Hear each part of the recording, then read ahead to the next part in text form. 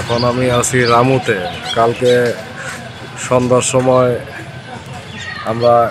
আমি অ্যাক্সিডেন্ট করছি। আপনার টেকনাফ পথ থেকে আসার সময় মেরিন ড্রাইভের পথে কিছুক্ষণ 20 মিনিট আসার পরে মোড়ের ভিতরে ডাকাত দল কিছু সদস্য আমাদেরকে গাছ ফালায়া আটক করছে এবং আমাদের টাকা পয়সা কিছু নিয়ে গেছে এবং মোবাইলও 2টা নিয়ে গেছে।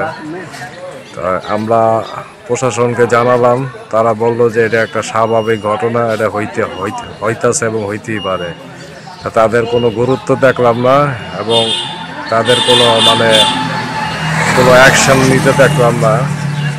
প্রশাসনের লোকের কোনো কারণ খুঁজে পাইলাম না, তারা জনগণের পাশে কেন দাঁড়ালো না। এই জায়গাটার ভিতরে হরর আমাদের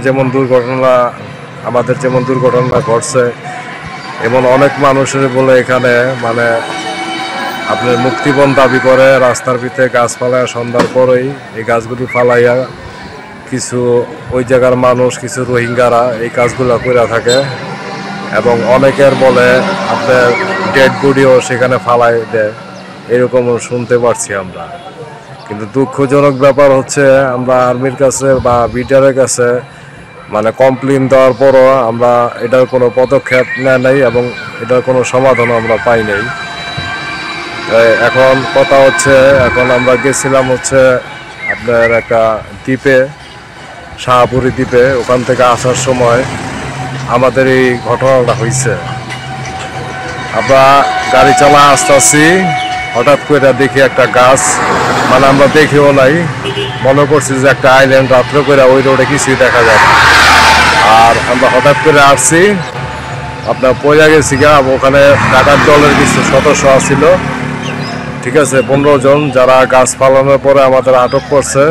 আমরা যখন বাইক নিয়ে পুরো যে আমাদের যে হাত পা ছুলে গেছে, মারাত্মক অ্যাক্সিডেন্ট করছি আমরা, আমাদের গাল কেটে গেছে, তারপরে দিক দিয়েও ছুলে টুলে গেছে, খুবই যন্ত্রণাদায়ক ব্যাপার স্যাপার। হয়তো বা জীবনটা চলে যেতে পারে, পায়ে অনেক আঘাত এখন ছুলে গেছে, অনেক বিশাল বড় আঘাত। কিন্তু প্রশাসনিকভাবে আমরা কোনো হেল্প পাই নাই। অনেকের জানানো হয়েছে প্রশাসনিকভাবে, তারা বলতেছে যে এগুলি আমাদের কিছু করার নাই, যে এলাকায় আপনারা দুর্ঘটনা হয়েছে সেই এলাকা জানান। কিন্তু আমরা তো সেই এলাকা জানাই আসছি, কিন্তু এটার কোনো পদক্ষেপ নেওয়া হয় নাই এবং এটার কোনো অ্যাকশন নেওয়া হয় নাই, আমরা কোনো বিচারও পাই নাই। এটা হচ্ছে মেন কথা। এখন ঘটনা হয়েছে, ওখানে আপনারা যারা যাবেন তাদের অবস্থা কি যে হবে একমাত্র আল্লাহ পাক জানে। কারণ সন্ধ্যার পর ওই জায়গার ভয়াবহ অবস্থা খুবই ভয়ানক। কারণ ওখানে সব ডাকাতের সদস্য থাকে এবং ওখানে ডাকাতি করে এবং মুক্তিপণ আদায়ের জন্য মানুষ আটকাইয়া তারা অনেক টাকা মানুষের কাছ থেকে নেয়, তার পরিবার থেকে। আমরা কোনো বিচার পাইনি এই পর্যন্ত।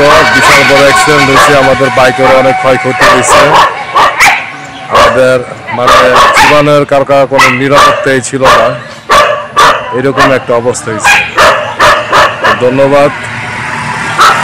আপনারা পারলে ওই জায়গার একটা ব্যবস্থা নিয়েন, কারণ আপনার টেকনাফ এলাকাটা খুবই ক্রিটিক্যাল এবং সেখানে খুবই বিপজ্জনক। কেউ না বুঝে ওই টেকনাফে পাড়ি দেন না, কারণ বিডিআর উপরে আপনারা কোনো ভরসা করেন না, বিডিআর আপনাদের কোনো হেল্প করবে না।